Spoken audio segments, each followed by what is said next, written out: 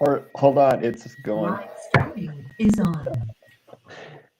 Okay, good morning, everyone. I'm Dan Gay, Chief Marketing Officer of Search Blockchain, and good morning. And it's great to have you here again for another 9:30 a.m. World from Here. And we've got some exciting news to share with you today. Today, we're talking about the new standards and the evolution of the digital future in finance. And things have been changing throughout this year, and it's been changing underneath our feet. And I think what you'll get out of today is Tim putting it all together. It's actually pretty phenomenal when you put this all into one presentation. I'm very excited about this today. So let's first announce Daniel Mincy, who's here with us every week. Daniele is the president of Fusion STX. Good evening to you, Daniele.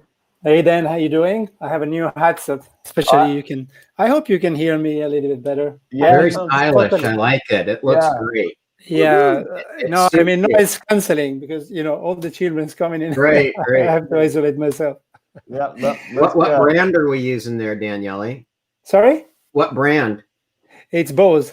Yeah. Okay. Well, we're just going to give a little, yeah, because I've been traveling always. I was not able to sleep on the plane in my long haul flights, usually flying eastward. So it's I feel like flying. So back to the old. We're back to traveling again. Back in the groove. And then we also have Tim Vasco, who's the CEO of Search Blockchain, the chief architect and founder. So good morning to you there, Tim. Hey, Dan, how are you? Great to see you. Yeah, this morning, I was working this morning early and the sun was just coming up, and I saw all of a sudden hair go by my front office window and happened to stand up and look, and there were two foxes there that were looking back at me. So it was a pretty cool morning this morning. So great morning. Yeah. Well, it's beautiful here today in sunny Victoria, British Columbia, and it's supposed to snow tomorrow. So we'll see what happens. But wow, good. Okay, well, let's get into it. I know you've got a presentation deck we're going to go through here, Tim, and we've got some great news. We had a press release that we're going to share here in a little bit that we're very enthused about, that we've been working on for the past year or two. So, Tim, take us away. Well, it really couldn't be a better year so far. I think we are seeing, light at the end of the tunnel in so many ways, and today we're going to talk about these new standards and the evolution of the digital future. And, being at the early part of the year, 2021, it's just at that inflection point of where it's becoming a little late to say Happy New Year. But it also is a brand new year and a brand new day. And with that, we're seeing the evolution of new digital standards. We've spoken in the last few weeks about World from Here's about Uniswap and DeFi and decentralized exchanges. But truly, with everything occurring in the world now, with seeing how the pandemic affected economies, while this mass expectation of devastation economically was coming, we saw a very resilient world coming back and using digital. And the evolution of the digital future is in full force and effect. And what I'm very, very excited about is that finally we're getting into a new world where in code we trust, and we are actually seeing that there is validity in the systems of the world that give us this ability to create new economies and new digital marketplaces. But I think everybody knows that we're excited about it, Dan and Daniele, but the great part about it is the rest of the world's getting excited about it. The Office of the Comptroller of Currency, or OCC, in the United States is creating new regulations for traditional banking to deal with crypto, and crypto banking is going mainstream. So the first thing is this idea of fintech has come into its own, I think, through conversations I've had, the idea of neobanks, challenger banks. Daniela, you've seen a lot of this evolve in Europe already. We saw that the open banking system, open banking regulations in the UK already have adopted a couple million people. But maybe tell us about what you think about this kind of open banking, neobanks, and some of that you've already seen in Europe. It's really becoming a global mainstream event now. Yeah, and I would say there's I would like to talk about a little bit the neo banks, in the sense that probably very few, unless you really focus into this industry, very few realize that, for example, crypto exchanges, just to name one, Binance, they started to offer virtual debit card, where so the profits that you take out of trades can be used as a virtual debit card to spend to the grocery shop the next minute. This is something has not even started. I mean, at least to be widely marketed, but it's more and more. Somehow you connect to a website, to an online platform that has a main use case to do something, then you redeem points or you redeem money somehow, and then you can spend money via virtual card, via credit card into the real world. And most of these businesses haven't even started to market themselves. So once we talk about, or we think about neobank in the Europe, especially, we think about Revolut, N26, Monzo. Those are just to name the main three neobanks. And they all have been doing the same by offering a very cheap exchange rate, both debit and credit card, mostly debit card or prepaid credit card, to acquire a mass market, to challenge the banks, and then after that, offering a wider range of products. And this has even accelerated in light of COVID. So from a business model standpoint, what is happening right now, more and more businesses, from a design of the business point of view, they go into an API-like business model, like, for example, Revolut, using credit or debit card as an enabler to attract consumer interest. And then they keep on developing tech on top of it. But I think what is happening right now, we don't even see it, because it's on top of what we feel being the neobank. Well, and that's a good point. And what's exciting to me is we're starting to see these financial models come into the real world. As everybody who watches the world from here knows, we're very fundamental at BlockSearch Blockchain. We build real world technology. We build real world utility. We build shopping cart technology embedded on the blockchain. We build payment technology built on the blockchain. And now to see mainstream banks and the mainstream financial rails come into that, where really everybody can access it. And as you said, do something as fundamental as buy groceries instantly with this is becoming super exciting. So that kind of speaks to the next area here, which is in the United States, the SEC announced a new standalone office dedicated to digital assets and blockchain. So this is amazingly exciting news because it's finally recognized that this is a different industry. It is a completely different industry. There has been this very concerning and undefined, nebulous, if you will, question as to what is software, what is a security, what is technology, what is utility. We use the word utility, and what is an offering. So let me take that from a perspective. We've got a couple million person hours, human labor hours into building this platform out so people can use a decentralized distributed cloud platform. That's software. At the end of the day, that's software, and you have to be able to sell it. It happens to be tied to an incredibly unique and powerful pricing model for the software industry, which is a multi-trillion-dollar industry. It also affects the ability of businesses to run their business, as well as can start considering technology, which it is, an asset to every business. Whereas before, in current technology, it's always leased, it's always rented, it's always a pure cost center. And I've used this example before, but the company that did the best with their pure cost center and turned it into a pure profit center was Amazon.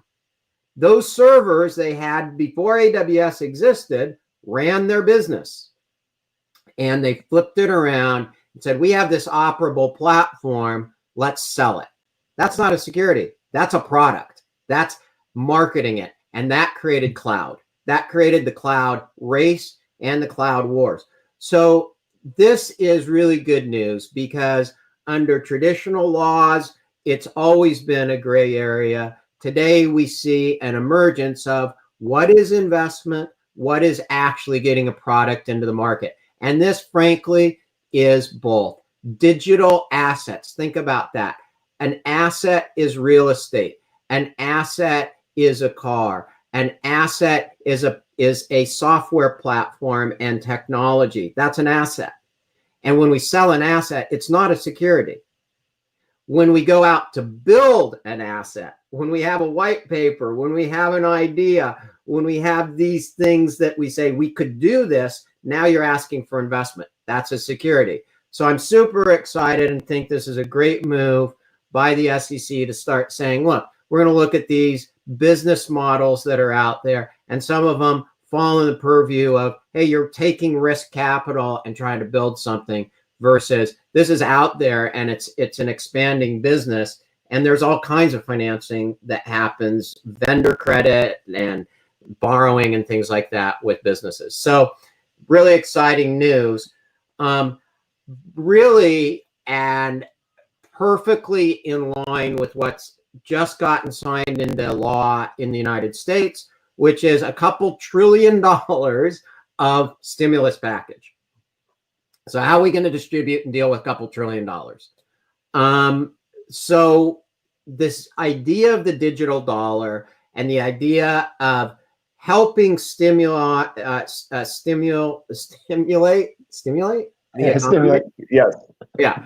And helping people go back to Daniele's example.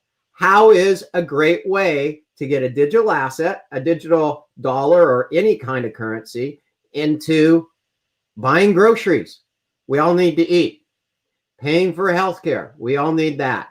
Critical and essential services that we've all learned that idea of frontline workers and essential services as the world from here continues with this pandemic. So again, Daniele, to your point, this idea of digital and the digital dollar is mainstream now. It can't get much more mainstream. This is a significant amount and contribution to the US economy, certainly, but all world economies, where we start looking at what's happening and how we're going to manage that, right?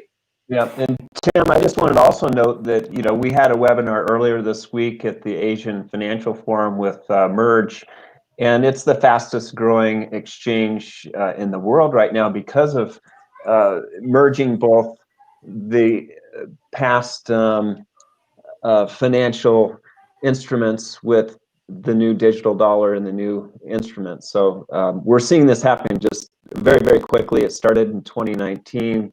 2020, it gained great traction, and it's happening every day here today. That's right. And this idea, we talked about decentralized exchanges and things like that. Now it's starting to come all together, as you said at the beginning of this, Dan. Like when I was working with Daniele, and we decided Fusion would be a great name for the business model and the capital markets model Daniele manages in Europe and is the president of. With Fusion STX and Fusion Funder, we realized a couple years ago that Fusion or Merge were going to be the main things that happen. This isn't a replacement of an old system. It's bringing the best of both worlds together. And that's what we're seeing happening right now. It's actually bringing the best of both worlds together. The good news about it, at least from a block search perspective, is we've been working on this for years. So we are looking at bringing decentralized and exchanges, Uniswap type models into the platform and allowing this new kind of economic to grow and become reality, very much like these stimulus packages are creating a new kind of management for really what boils down to welfare in a really important time. It's a new kind of welfare state. So with that, we start looking at central banks.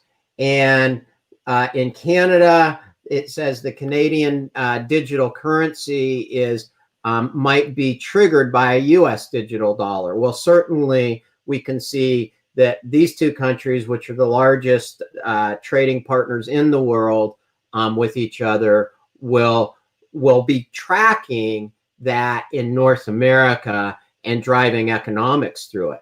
So not only are we going to see this emergence of digital regulation change, we're going to see this emergence of digital economics and what I always call trustonomics change. But this is going to affect everything. It's going to affect everything we know about economic measurements, output, things like that. From a very fundamental standpoint, it's already the early days, and Daniele's the expert on this. It's already very interesting to watch how new trading models and new liquidity models are emerging. Yeah, and I would say from a real economy standpoint, I can provide very, very simple examples. I don't know how many businesses I've been meeting in the last months. And with most of them, I'm talking about new prospects. So companies that were willing to shape new things, innovate on some areas. The issue was the same. They are in a field of their industry where they're no longer growing, or they don't grow as they expect to because of COVID, many things. But at the same time, that's the reality they face. Whatever market conditions, consumer pressure, spending, whatever, they don't grow as they're supposed to, or as they wanted. They have a problem. They have money to spend to create a new digital business model that can allow them to grow faster. The problem with most of them is that they feel scared embracing a complete brand new journey to digitize this business model and using, for example, a token as the fractional unit to fuel the ecosystem. It's concerning because common understanding is Bitcoin is bad, crypto is bad, a token, it's an ICO, meaning it's a scam in a very simple terms. Right. So we're trying to explain, and also to regulator, that first of all, ICO is the past. And the way to approach the market is to understand whether a token makes sense, and the way you comply with the applicable regulations or you exempt eventually, it should give confidence to shape those new areas of opportunities. So there is a gap on a mindset and understanding of the businesses that obviously we can help there, but there's also a gap from the regulator standpoint that should help businesses to grow faster and quicker. And also, we are also there to fill this gap and to fuse those two type of understanding that have a common goal, which is keep on growing and to bring new businesses live. Exactly. And when we talk about that, Daniele, we talk about the ability to understand what was the past and what is the present, right? So, and I think certainly at this point in time, especially from this week forward in the U.S., I think everybody's ready to let go of the past. Let's just, it was there. Let's move on. And it was a part of history. ICOs were part of history. This is the evolution of innovation. Like it or not, hopefully we've learned something, and hopefully what's happening is we're learning to adopt. So we are looking at this idea of new public fintech regulation, and that these fiat currencies, the currencies we're used to, are going to be the foundation, a pivotal part of the digital currency evolution. Things aren't going away; they're fusing, right? Absolutely. And to me, what is even more important is that that it's a little bit more philosophical, but I just want to come back to the tech part, which is the COVID and what happens right now in the tech world, but not only in tech world, in the world, in light of a COVID. It explains, or at least it gives us visibility on what the multiplicative effects means. Multiplicative effects does not affect us only when COVID is growing within a country and within a network, but it's also applied to business. What happens right now, the moment you can realize that something is happening, it might be already 100 billion in market cap. So right now, the whole digital assets, when I put digital assets, I'm talking about tokens, altcoins, cryptocurrency, all together, worth more than 1 trillion right now. So while before it was a few hundreds of billion. This means we are in a kind of in the takeoff place. We are in the runaway. We have already taken off, and we have to go right now after the 3,000 meters to remove our seatbelt. We're not yet there. And so you're exactly right. And so when we start looking at this, we look at all of these indicators. And I think about the people who follow us on the world from here. I think about the people who are both the businesses building business use cases, the people looking at how can I benefit from this? Like, how can I either participate in the profit, participate in this market and this economy? I think that the point we're trying to make is that this central bank kind of idea of digital currency is here to stay.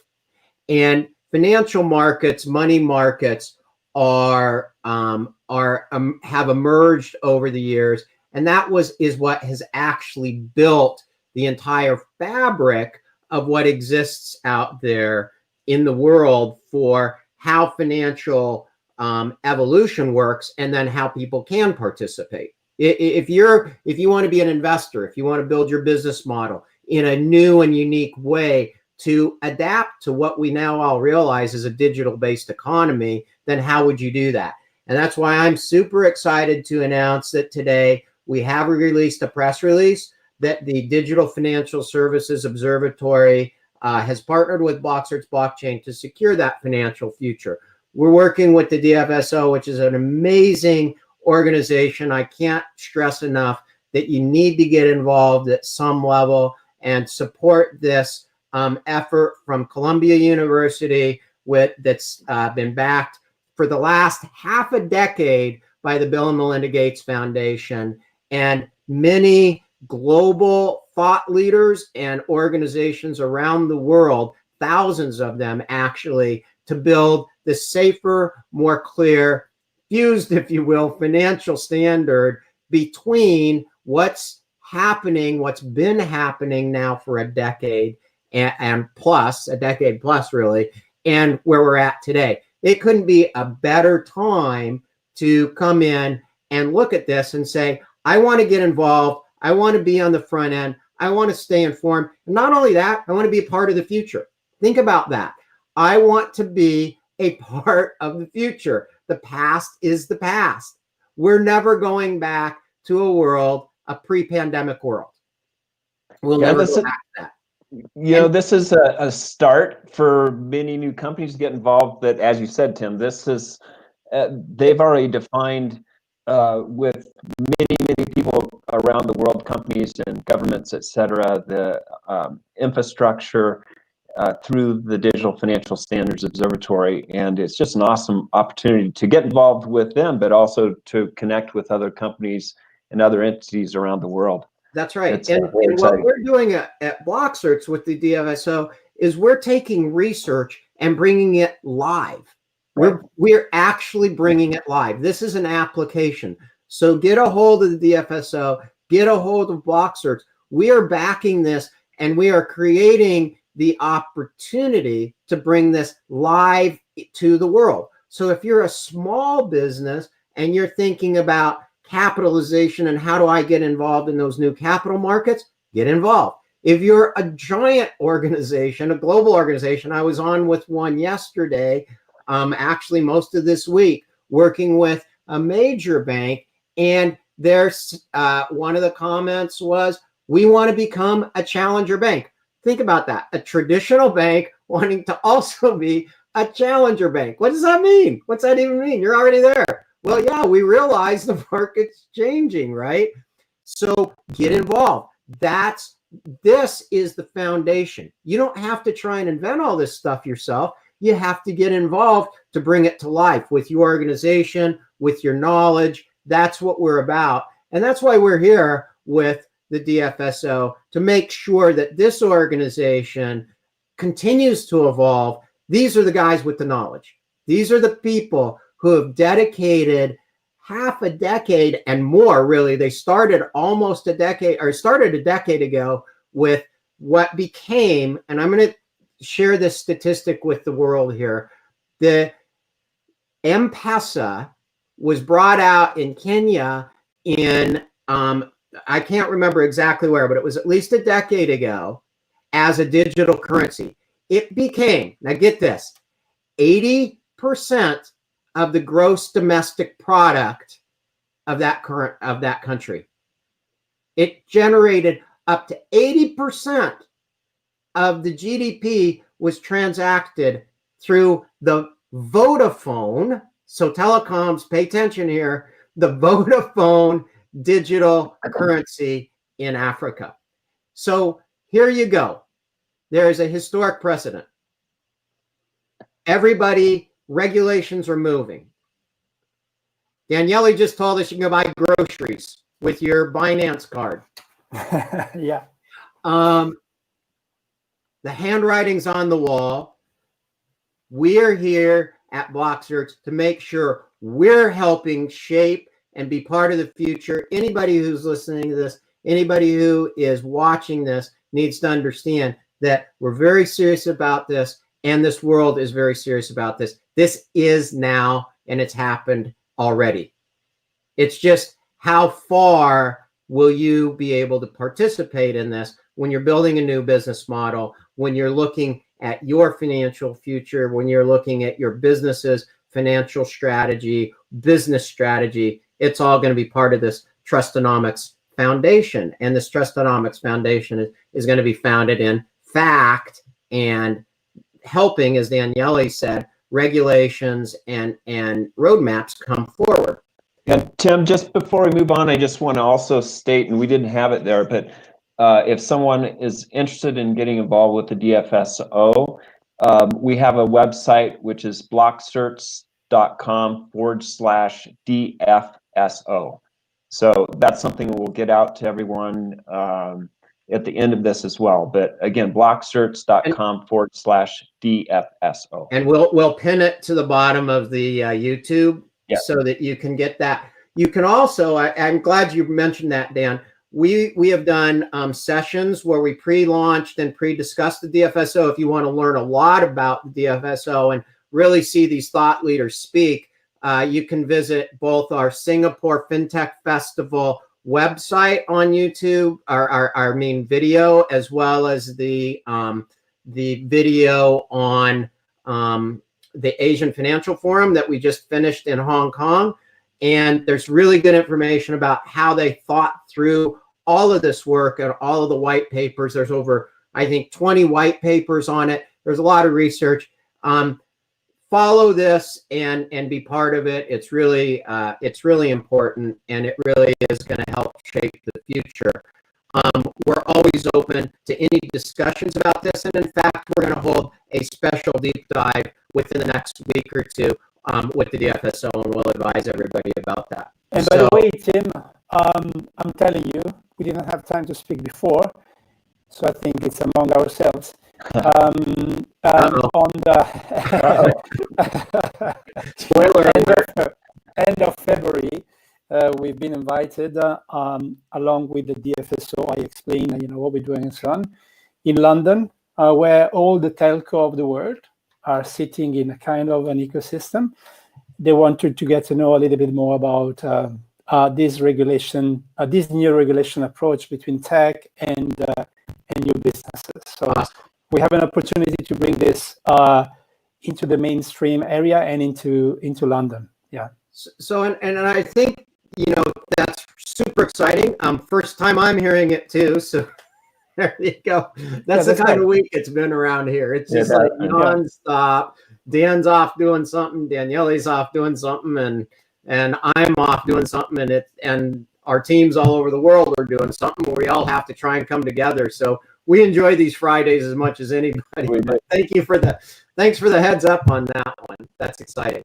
And let's face it, guys, the mobile economy, the digital economy is here. It's been here a long time. It's just that COVID and all of the struggles and strife we've faced with it, all the loss of life we faced with it, has really, I hope, if there's a shining star in it, opened our eyes to look, innovation and persistence and the ability to build new things and have confidence in something you have no foundation to have confidence in at all. Like that's the truest spirit of entrepreneurship, and it's the truest spirit of moving forward.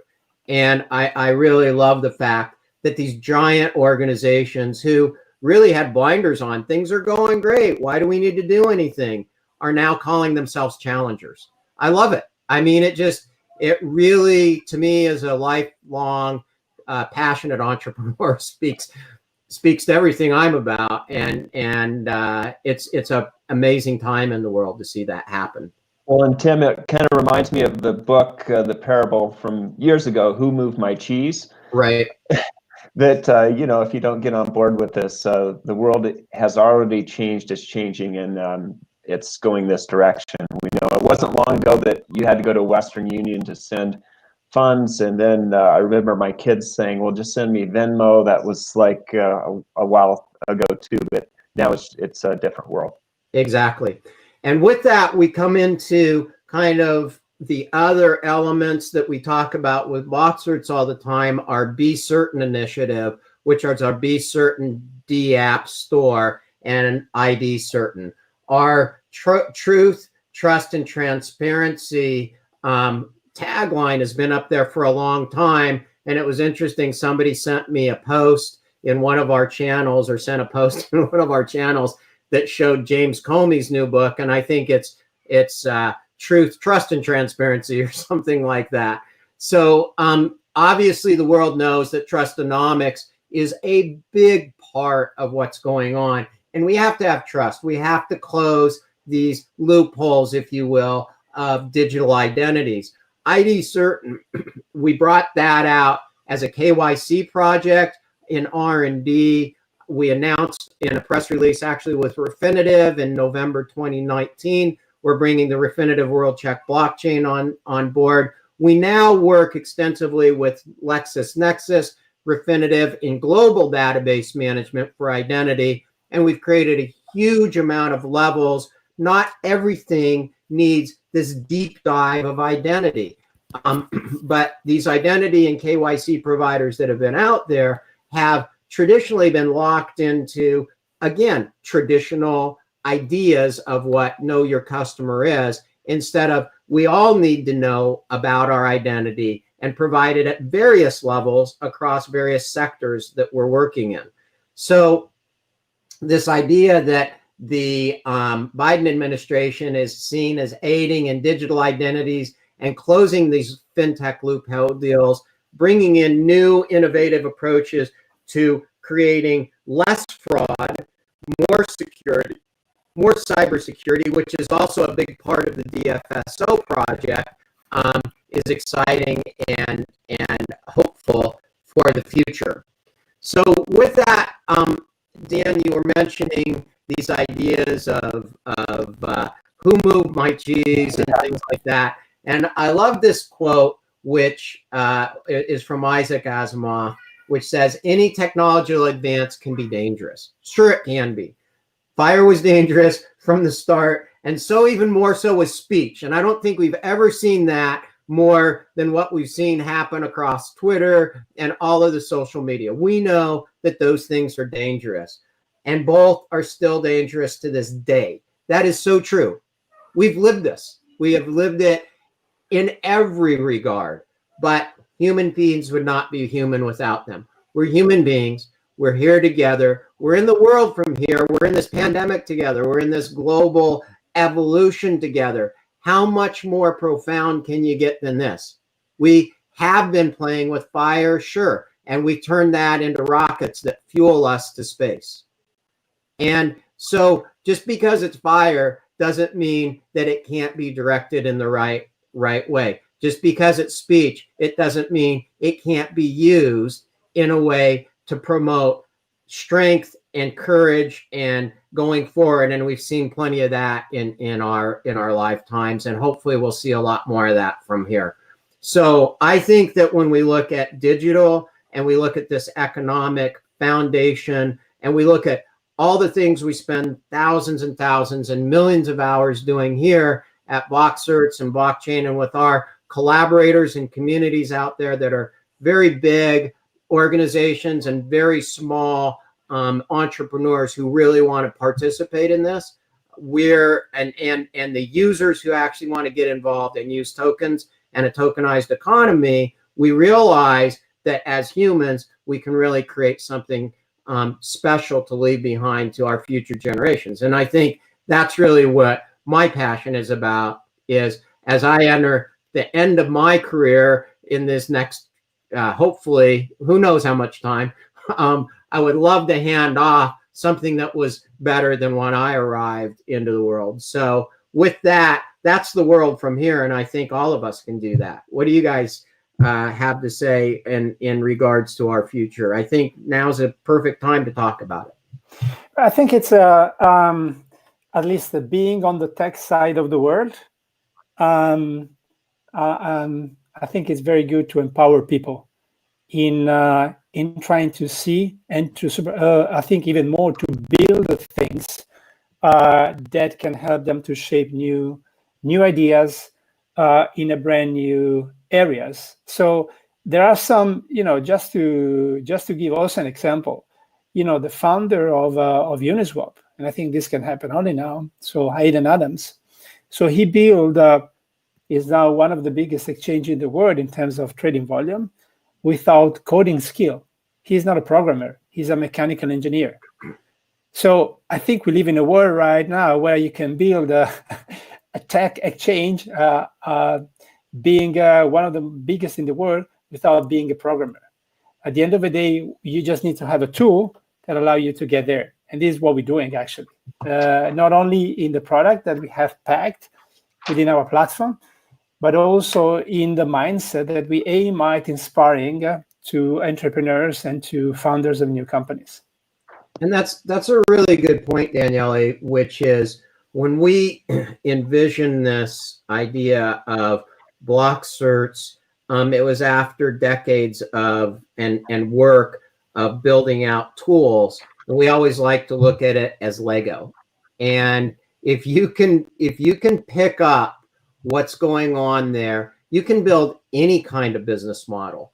A mechanical engineer built the largest decentralized exchange in the world and the fastest growing one. So I think people do get afraid of technology, very much like probably in the caveman days, people were afraid of fire, right? And what happened was people learned to use these things. We learned to use speech. We learned to use fire. We learned to use these. We can learn to use technology the same way, and we don't need to know the underpinnings. I often say in many discussions I have, very few of us know how compression technology works that made Netflix what it is today. It's really complicated stuff, and it's cool if you're a geek, but what's important is you can now do what we're doing today, or you can publish on TikTok or on you can be an indie film producer with an iPhone or an Android phone or any kind of digital device. So it's really interesting to look at that and say, if we can do that there, we certainly can build this new economic and business future here in the world from here. And Tim, you just had mentioned about this year, et cetera, but innovation, as we all know, has just taken off in just an incredible accelerated rate because of COVID, because of the need to go digital. And even this last week with the Asian Financial Forum, we had 12 different very innovative businesses that we interviewed, everything from like Good Italia, that is authenticating real Italian foods and direct from the producer, the farmer, et cetera, which is very exciting and just very innovative business models, or mobile banking in Africa through Wheelie Pay and rental time on satellites through Exodus orbitals, and just some amazing business models that we're seeing that are riding on blockchain. And to your point, we really don't care how it gets there, but it's innovation that is being allowed to develop because of blockchain and a new technology that's allowing for new business models to now start to thrive and flourish. Exactly, Dan, and in even what we're using today, which is YouTube, and you've got this idea of new work. Several years ago, I read a statistic that 65% of the jobs our children will have don't exist today. I think that that's probably now about 80%, and one of those jobs is a job like being a YouTube influencer. I think there was a stat that the YouTube influencer, the biggest YouTube influencer of 2020 was a 9-year-old kid. And he looks at toys, and I can't remember how many tens of millions of dollars this young gentleman made. He's not even a mechanical engineer, Danielle. That's a good job. Okay, Jeremy, you go. And I bring that out because we are surrounded by really brilliant people. We're going to bring out one of the coolest influencer-based platforms that actually has a business model around it, with a really cool group of people around something that's near and dear to my heart, just because it's fun, called Supercars. So go look at Supercar Driven and watch what happens there. The supercar idea of how people get entertained and enjoy that part of our culture. And I think it's going to be a really specialty part of our culture as we do see electric vehicles and things like that emerge. We're also going to see that kind of nostalgic fossil fuel roaring engine become an entertainment area, as opposed to what we drive every day, and continue to try and eliminate as we have. Thank you, America, for re-entering the Paris Accord, and thank you for trying to make our greenhouse gases go down. I would like to have my children still see reefs and oceans and snow in the future. So thank you, President Biden, and for re-signing us up on that one. Really, really valuable. And so I think when we look at these things, we look at how all of this can be reshaped and merged into a better world. And that's what's exciting to me.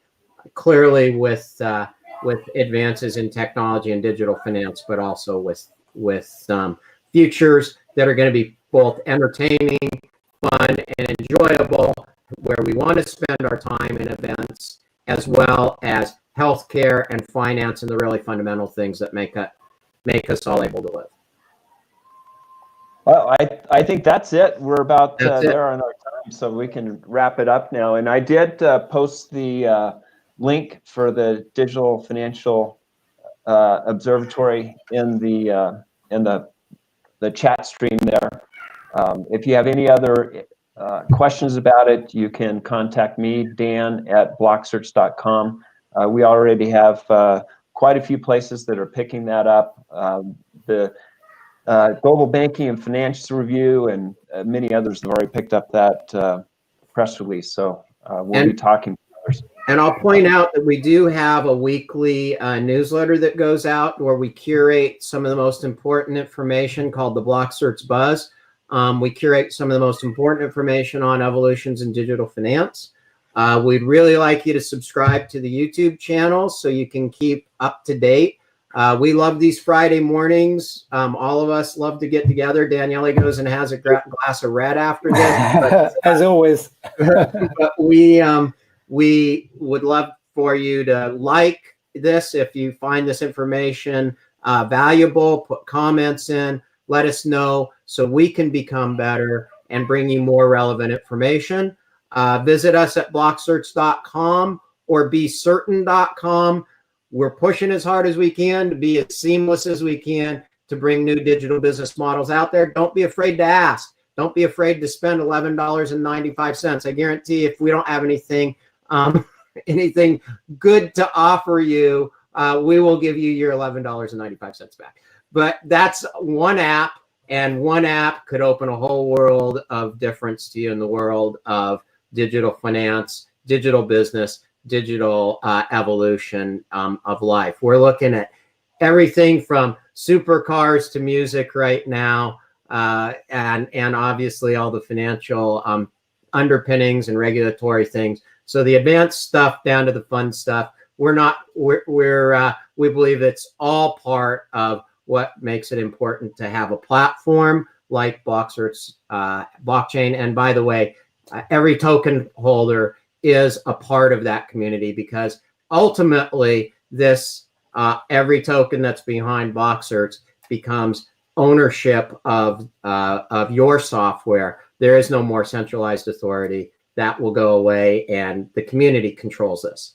And we'll talk more about that as it evolves. It's a process, and I think it's a really good one to give everybody sovereignty over their own personal data, their identity, their business models, their lives, their futures. We all deserve that. So with that, Dan, thanks for setting this up again. Asian Financial Forum and the Canadian government who sponsored us. We want to thank the Canadian government for really backing this organization from when it was just an idea, literally all the way back to 2014 through the blockchain craziness that I presented in 2016 when we were in Boston and MIT. And the Canadian government's been unfailing in backing Blocksearch and the mission that we're on here. So thank you for that, and especially lately, the Singapore FinTech Festival, the Hong Kong Asian Financial Forum. Really excited. The feedback we've gotten there is brilliant. Over a dozen new business models launched within 60 days. That's pretty good. And we got a lot more to announce as this year continues. And we'll celebrate another Happy New Year as for Chinese Happy New Year. So thank you. And with that, I'd like to wish everybody to stay safe, stay healthy, and definitely stay digital, get digital, stay at home, wear a mask, do this. You can really build a world right from your desk, and you don't have to help spread the pandemic. Let's shrink it and get rid of it and eradicate that too. Absolutely. Thanks. This was awesome. Indeed. Thanks, everybody. Good to Thank talk you, to you. everybody. Bye. Have a great weekend.